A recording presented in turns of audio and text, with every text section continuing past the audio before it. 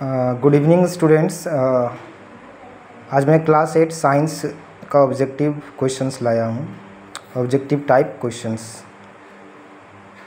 जिसमें आपको दिख रहा होगा ये सब चैप्टर्स जो है micro organism, friend and foe, friction, combustion and flame और प्लांट कंजर्वेशन और एनिमल्स के ऊपर क्वेश्चंस बेस्ड हैं। तो पहला क्वेश्चन है आपका, the decomposition of sugar molecules with the help of microbes is called. तो इसका आंसर क्या है? फर्मेंटेशन। आंसर भी आपके साथ ही है, इसमें मिलेगा, अब देखते जाएंगे। अगर आप लोगों के पास आंसर नहीं है तो आप यहाँ से लिख सकते हैं। The foot and mouth disease of animal is caused by. जो फूट और माउथ डिजीज़ है एनिमल्स में, वो किसके कारण होता है? तो क्या हो जाएगा? वायरस। इसका आंसर क्या हो जाएगा? Virus. The micro organism responsible for the conversion of milk into curd is. वह सूक्ष्म जीवाणु जो रेस्पॉन्सिबल हैं किस चीज़ के लिए? Conversion of milk into curd. Milk से दही बनने में जो माइक्रो ऑर्गेनिज्म हेल्प करते हैं, उस माइक्रो ऑर्गेनिज्म का क्या नाम है? तो क्या हो जाएगा? Lactobacillus. Fourth one is the method of pasteurization was discovered by. क्या हो जाएगा? Louis Pasteur. The disease caused by a protozoan and spread by an insect is. अब हम लोग पढ़े थे माइक्रो ऑर्गेनिज्म में, सब अलग अलग माइक्रो ऑर्गेनिज्म के डिफरेंट पार्ट्स पढ़े थे। उसमें बोला गया है जो प्रोटोजोअन है, जो प्रोटोजोअन फैमिली से बिलोंग करता है इंसेक्ट, तो the disease caused by a protozoan and spread by an insect is. Protozoan family से कौन सा डिजीज़ स्प्रेड होता है, फैलता है? तो क्या हो जाएगा? मलेरिया। एकदम फैक्ट बेस्ड क्वेश्चन है, वन वर्ड ऑब्जेक्टिव और एनसीईआरटी बेस्ड है, बहुत इंपॉर्टेंट है। Combustion is an dash process. तो क्या हो जाएगा? एक्सोथर्मिक। दो तरह का प्रोसेस होता है, एंडोथर्मिक और एक्सोथर्मिक। तो कंबक्शन क्या है? एक्सोथर्मिक प्रोसेस है। 7 है, the fire caused by electric defects और oil can be extinguished by using. तो क्या होगा answer? Sand. The fire caused by electric defects, कुछ इलेक्ट्रिक प्रॉब्लम होने से अगर आग लग जाए तो हम लोग को क्या यूज़ करना चाहिए? तो उसमें सैंड यूज़ करने से आग का जो मात्रा है वो कम हो जाएगा, आग लगने की मात्रा जो आग फैल रही है वो कम हो जाएगा। The calorific value of a fuel is expressed in a unit called kilojoule पर किलोग्राम।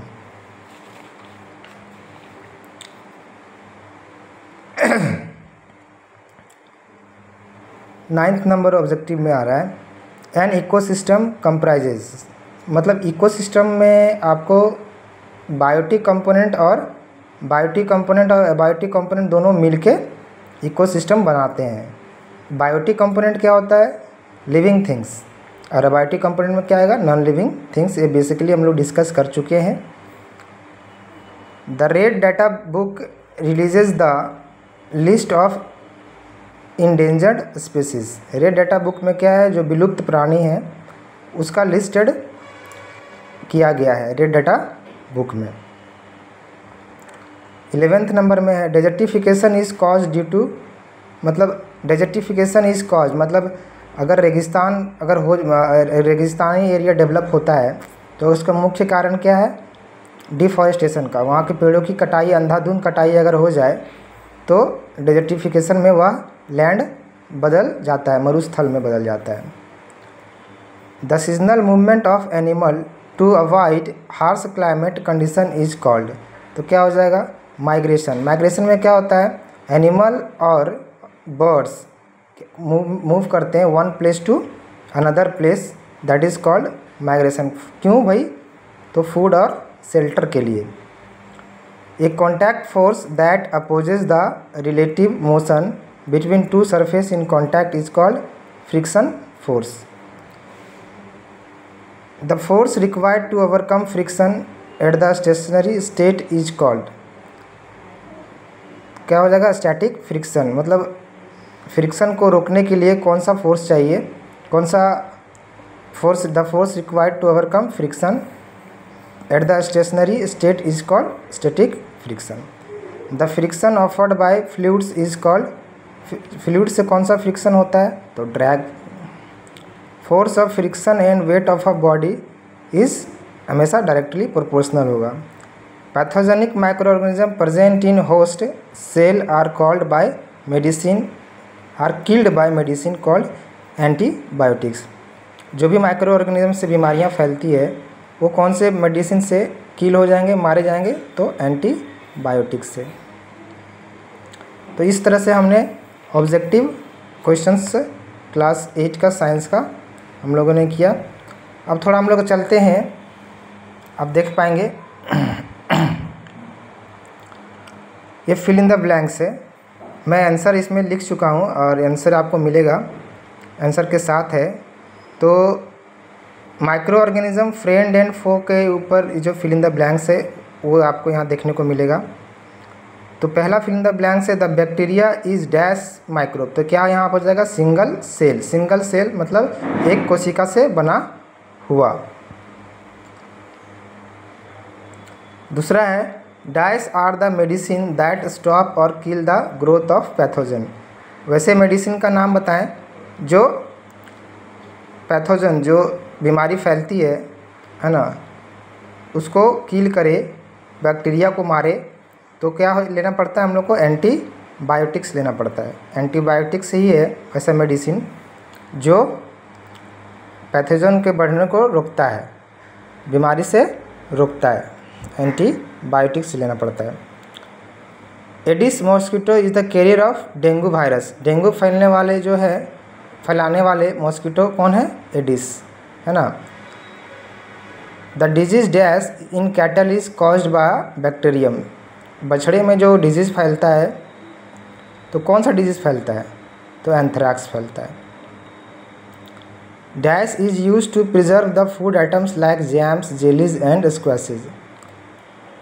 अगर फूड आइटम्स में अगर जैम्स की बात करें, जेलीज की बात करें, स्क्वैशेज की बात करें, तो किस चीज़ का यूज़ करने से ये सब फूड आइटम्स आपका प्रिजर्व रहेगा, सुरक्षित रहेगा, तो इसका आंसर क्या हो जाएगा, शुगर।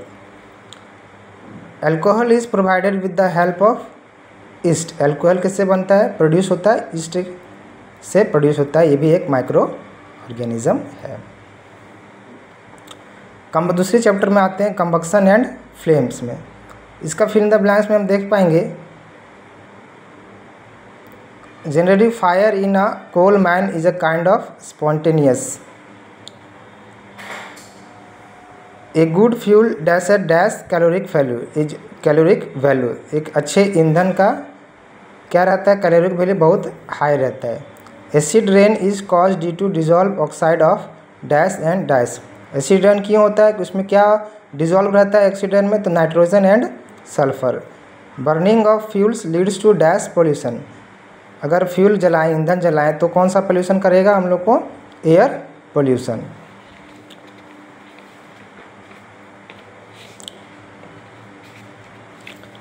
अब हम लोग थोड़ा नेक्स्ट में आते हैं, हम लोग देखेंगे water, glass, steel are dash substances. तो किस तरह का सब्सटेंस है, नॉन कम्बस्टिबल, ठीक है, ये कम्बसन नहीं, ये जलने वाले पदार्थ नहीं है, नॉन कम्बस्टिबल, जो जलेंगे वो combustible.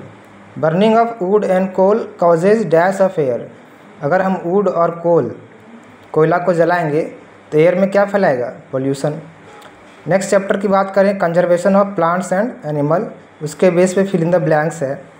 The variety of living organism in a particular area is called, तो क्या हो जाएगा, बायोडाइवर्सिटी। मतलब एक ही जगह पे, खास जगह पे, पर्टिकुलर एरिया पे तरह तरह के लिविंग ऑर्गेनिज्म जो रहते हैं उसको हम लोग क्या बोलेंगे, बायोडाइवर्सिटी बोलेंगे।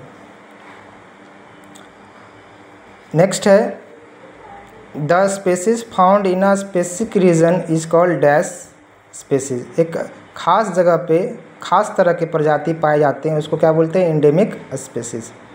IUCN publishes the record of, ये जो IUCN है उसमें किसी तरह का रिकॉर्ड रहेगा, तो इंडेंजर्ड एनिमल का रिकॉर्ड्स रहेगा, वो भी कहाँ पे, रेड डाटा बुक में। Dash of paper saves energy and natural resources, अगर हम पेपर का रिसाइकलिंग करेंगे तो उससे एनर्जी भी बचता है और हमारा प्राकृतिक संपदा भी बचता है। Dash national park was the first national park in India, तो हेले नेशनल पार्क था जो फर्स्ट नेशनल पार्क भारत का था। Migratory birds fly to far away place because of dash changes, जो माइग्रेटरी बर्ड्स हैं वो एक जगह से दूसरे स्थान पे आते हैं, क्यों, तो क्योंकि क्लाइमेट का वहाँ पे बदलाव होता है, इसलिए आते हैं। अब हम आते हैं फ्रिक्शन चैप्टर पे, उसके ऊपर फिल इन द ब्लैंक्स है। तो ये rough surface offer dash friction, एक रफ सरफेस में क्या ज़्यादा फ्रिक्शन होगा, रफ सरफेस और स्मूथ सरफेस जो होता है वो प्लेन होता है, रफ खुरदुरा होता है। ग्रुप्स ऑन शूज़, शूज़ देखते हैं ना हम लोग पहनते हैं, उसमें गड्ढा रहता है, वो क्या करता है, फ्रिक्शन को बढ़ाता है, इसलिए यहाँ पे होगा इंक्रीज, किसके बीच, सोल एंड ग्राउंड के बीच के फ्रिक्शन को बढ़ाता है। अगर वो ग्रुप्स ना रहे तो हम लोग फिसल के गिर जाएंगे। Grease is use as a dash in a dash machine, grease use किया जाता है एज अ लुब्रिकेंट, तो किस में, मूविंग मशीन में, ताकि उसको स्लिपरी बनाए और आसानी से वह घूम पाए। Dash friction is less than sliding friction, rolling friction जो है तो स्लाइडिंग फ्रिक्शन से कम रहता है। Friction causes dash of energy in machines, क्या करता है, energy causes loss of energy in machines. Friction क्या प्रोड्यूस करेगा, हीट प्रोड्यूस करेगा। फॉर एग्जांपल अगर हम दोनों हाथ मिला के रब करेंगे तो आपको वहाँ से हीट प्रोड्यूस होता है, ठंडे के दिनों में लगातार हम लोग ये करते हैं। Sliding friction is less than the static friction, static friction से कम रहता है कौन, स्लाइडिंग फ्रिक्शन। तो इस तरह से हम लोगों ने क्या किया, friction based fill in the blanks भी कंप्लीट कर लिया। अब थोड़ा मूव करते हैं,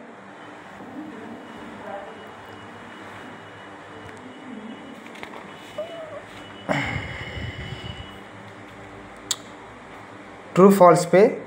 आप देख सकते हैं यहाँ पे ट्रू फॉल्स है, चैप्टर 5 का, conservation of plants and animals का। यहाँ ट्रू फॉल्स में क्या है, deforestation causes floods and droughts, क्या डिफॉरेस्टेशन से फ्लड्स और ड्राउट, सूखा और बाढ़ आ सकता है, तो हाँ बिल्कुल ट्रू है। सेकेंड है the forest conservation act was enacted in dash, enacted इन 1972, क्या 1972 में आया था, तो जी नहीं, इसका आंसर फॉल्स होगा। Small animals have no threat of extinction, ऐसा है क्या कि जो छोटे एनिमल्स हैं उसको वो विलुप्त के कगार पे नहीं हो सकते, आगे विलुप्त नहीं होंगे, तो क्या होगा आंसर, फॉल्स, गलत है, हो सकते हैं, क्यों नहीं होंगे। The biosphere is the region of the earth that support life, हाँ बिल्कुल है ना, हम लोग को इस जो हमारा मंडल है, भूमंडल है, उसमें क्या है, हम लोग का क्या है, लाइफ सपोर्ट होता है, तो बिल्कुल ट्रू होगा। One can easily capture and poach animals in a protected area like national park, wildlife sanctuary, नहीं बिल्कुल नहीं, तो इसका आंसर फॉल्स होगा। कोई भी प्रोटेक्टेड एरिया में हम लोग, कोई भी चाहे नेशनल पार्क हो चाहे वाइल्ड लाइफ सेंचुरी हो, वहाँ पे हम लोग पोचिंग नहीं कर सकते, मतलब जानवरों को मार नहीं सकते, तो इसका आंसर क्या होगा, फॉल्स, ट्रू होगा ही नहीं। अब हम लोग आते हैं फ्रिक्शन के ऊपर, इससे बेस्ट ट्रू फॉल्स है। स्मूथर सरफेस ऑफर्स मोर फ्रिक्शन, तो क्या होगा आंसर, फॉल्स। स्मूथर सरफेस क्या मोर फ्रिक्शन ऑफर करता है, जी नहीं, तो क्या होगा answer, false. Lesser is the weight of a moving body, more will be the friction produce, actually false होगा। Static friction is more than sliding friction, बिल्कुल true, पढ़े हैं। It is easy to walk on smooth surface due to friction, false. Smooth surface में हम लोग को क्या easy है चलना, बिल्कुल नहीं, स्मूथ सरफेस में हम लोग फिसल जाएंगे, फॉल्स होगा। Fluid friction can be minimize by giving suitable shapes to body moving in fluids, true. Fluid friction में अगर हम कुछ सुटेबल शेप्स देते हैं, मतलब आकार देते हैं, थोड़ा सा रफ सरफेस पैदा करते हैं, तो क्या हो जाएगा, हम लोग को चलना थोड़ा आसान हो सकता है, या फिर मिनिमाइज हो सकता है, कम हो सकता है, उसमें जल्दी हम लोग गिरेंगे नहीं। अब आते हैं माइक्रो ऑर्गेनिज्म फ्रेंड एंड फो में। पहला क्वेश्चन से पहले ट्रू फॉल्स में है, micro organism do not survive in very hot and very cold climate. तो हो जाएगा फॉल्स। क्यों भाई, माइक्रो ऑर्गेनिज्म सर्वाइव कर सकता है, बहुत ज़्यादा गर्मी में भी वह जिंदा रहता है और ठंडा में भी जिंदा रहता है, तो यहाँ फॉल्स हो जाएगा। Malaria is cause bye protozoan, हाँ प्रोटोजोन फैमिली से ही मलेरिया कॉज होता है, ट्रू हो जाएगा। रस्ट ऑफ व्हीट, व्हीट में जो होने वाली बीमारी है rust, is cause by an algae, तो नहीं, एल्गी से इसका नहीं होगा, फॉल्स हो जाएगा। Common salt is also use as a food preservative, तो true, common salt food preservative में यूज़ किया जाता है, इससे फूड क्या होता है, प्रिजर्व होता है।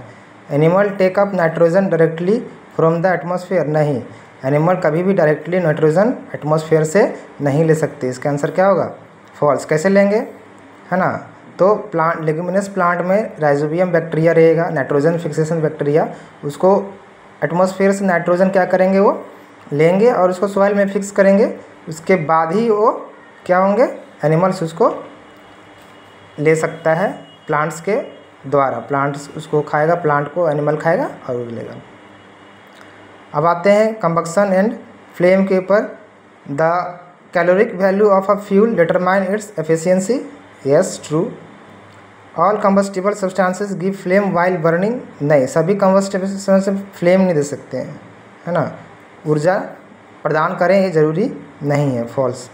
Water is one of the best fire extinguisher use to extinguish all kinds of fire, सभी का फायर में वाटर देना, क्या वाटर देने से क्या ये बेस्ट पद्धति है, water is one of the best fire extinguisher, तो ऐसा नहीं है, वाटर बेस्ट फायर एक्सटिंग्विशर नहीं है, सभी काम में वाटर के द्वारा आप आग बुझा नहीं सकते।